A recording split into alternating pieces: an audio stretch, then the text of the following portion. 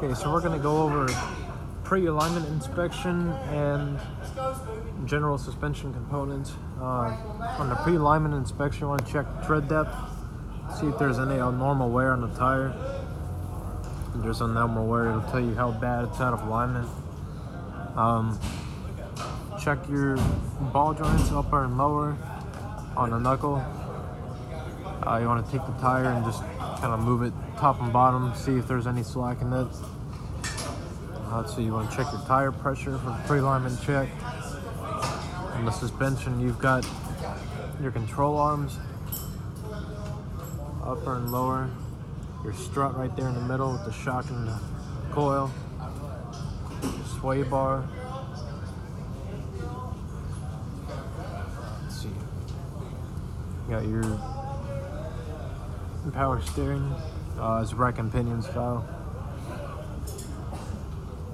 So you've got pinion right there. Just kind of gives them a more accurate, more direct steering than a parallelogram system, which has a lot more components in it, a lot more reason for slack to get up in it. Let's see, you've got power steering pump up there.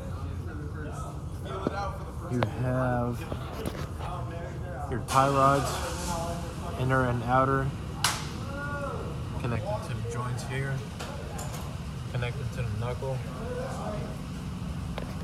On the rear,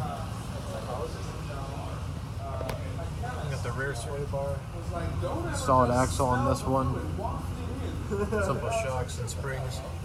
It's actually air shock on this. The air shock right there.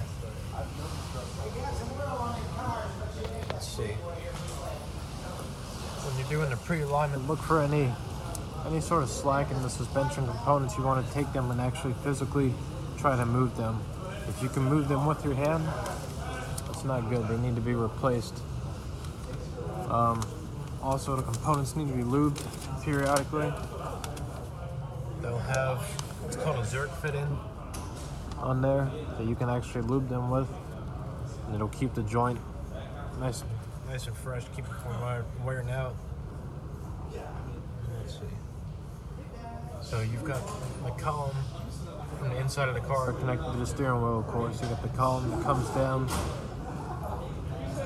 and you've got the joints, if you can see it. You've got joints leading right to the rack and pinion for your steering. So just check all your bushings, make sure everything's nice and good, tight. You've got control arm bushings, you've got end link bushings, you've got sway bar bushings, you've got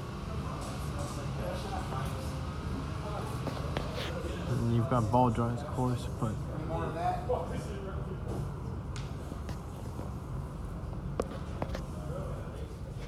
yeah, the main thing for pre-alignment check is just making sure everything is square underneath. Also, you have on the back, you've got either trailing arms, or this one has a different setup on it, but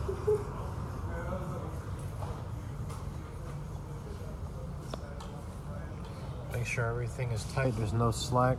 Make sure tire pressure is up, and check your tread depth and your wear patterns on the tires. If you have an outer wear or an inner wear on the edge of the tire, you've got a camber that's out of adjustment. If you've got feathering, you need an adjustment there. Let's see if the tire has, if it's bald in some spots, or less tread in some spots and more tread on the others, going around the tire, your shocks are most likely bad. It's not allowing the tire to travel like it's supposed to and stay planted on the ground. It's kind of bouncing up and down. So yeah, that's how you do a pre-alignment check, and that's also your general suspension system and steering on these vehicles. Most vehicles now are going to be rack and pinion, except for heavy duty trucks, which are still parallelograms, so they have idler arms and and pivot arms connecting to the power steering box. And that's it.